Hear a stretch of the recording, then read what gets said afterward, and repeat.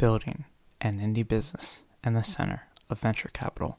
I am Alex Edmonds, and some people call me SupremeRumHam on the internet, and this is the Building an Indie Business podcast.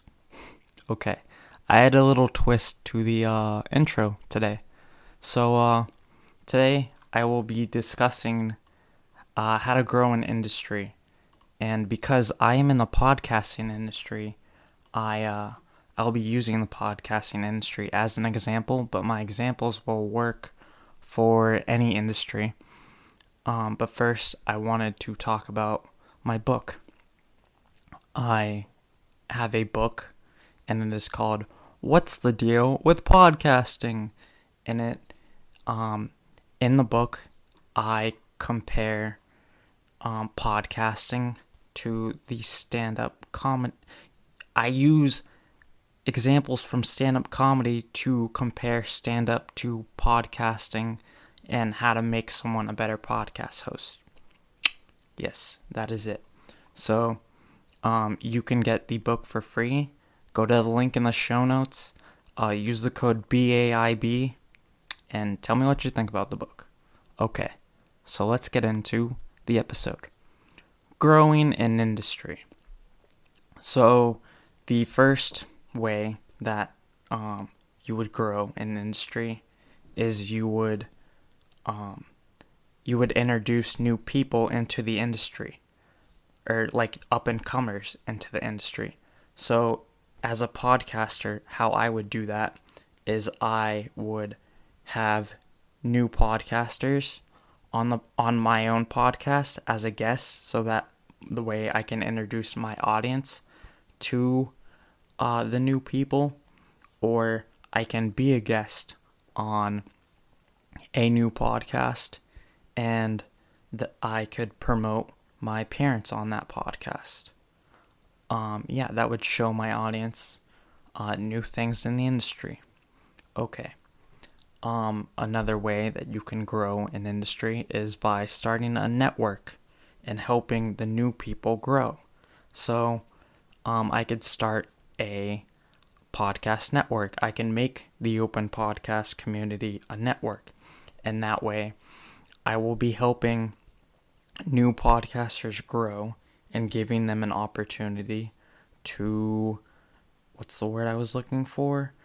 To help them monetize and grow their content. Basically giving them advice, kind of what I do now, but giving them a financial incentive to join open podcast, I guess. Okay. The next thing you can do to grow an industry is use new products. So right now I have my recording software that I use and I've always used.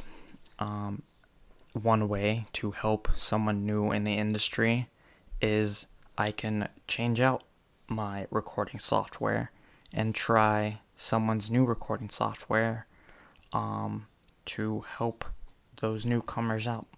And how this would help someone out is I could be a beta tester, and by being a beta tester, I will help them find bugs and help them with feature ideas, and I will help them make the product better.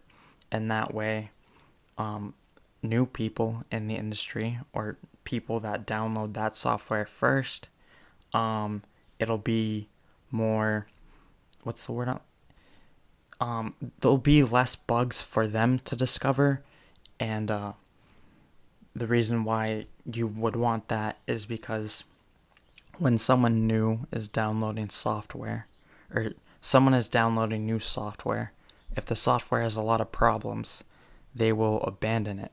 So if I am the one who finds all the bugs, then those people won't find those bugs, and they'll be less likely to abandon the software and, start their podcasts. Okay.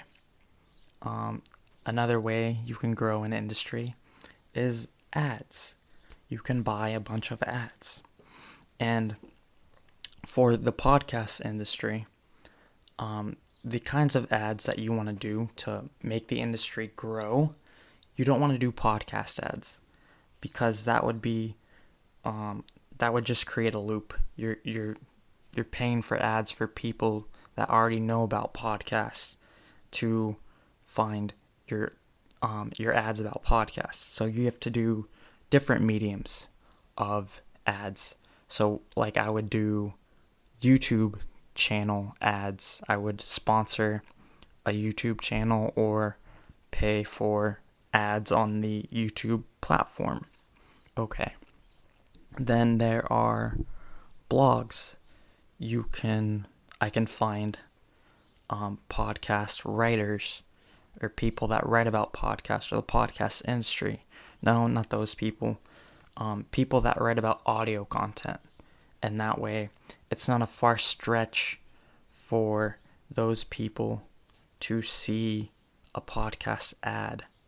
Yeah, that's one thing, I guess. Blogs, newsletters. I've noticed a trend of people either doing a newsletter for their company or a personal newsletter. So I could sponsor some newsletters, and that way those readers can discover podcasts. Okay. Media companies. I can buy an ad in, I don't know, a newspaper or a magazine promoting open podcast or whatever.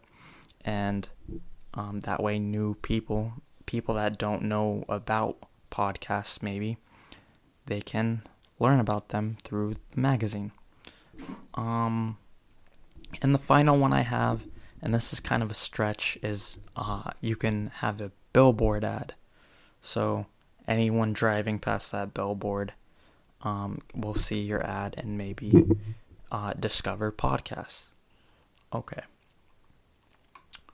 The next way you can grow an industry is work with other companies to promote podcasts. So you can work with other podcasting companies, like other podcasting networks, or companies that have a podcast product, like a podcast hosting company. And that way, you're putting two heads together instead of just having one head, and that you can work together to promote the industry. Yeah. Okay. So you can work with those other companies to become a decision maker. So there are organizations within the podcasting industry, and they make decisions, or they have like a conference or something. And what I could do is I could work with those people, and then I could become a decision maker, and that way I can help grow the industry by being an insider of that industry. Okay. Invest in new products. Okay. So, like I said, when an industry is growing, new products will come out that help that industry, or just new products come out. And one thing that I could do as a podcast host is I can invest in those products, and that way I have a financial incentive to help that product succeed. And the more products in the industry, the more people will see those products, and the more people will join the industry, and that will make the industry grow. Okay. Create new courses. Write a book. Create new courses and write a book. And this way, because when someone is trying to learn something, like a new skill, like podcasting or writing, or how to learn programming, the first thing they do is they look for resources to help them learn how to do that thing. So if you write a book or create a course, when someone goes to look for a course, they will see your course, and then they will buy it, and that will help them join the industry. Without a course, they might give up. Same thing with the book.